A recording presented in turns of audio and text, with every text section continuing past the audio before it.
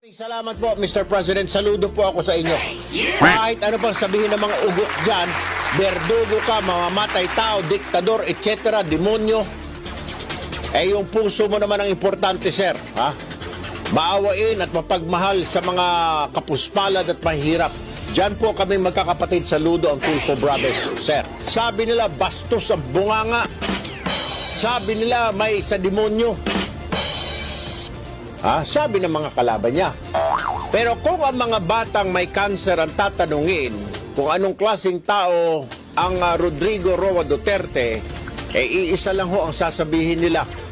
Hulog daw ng langit si Rodrigo Roa Duterte.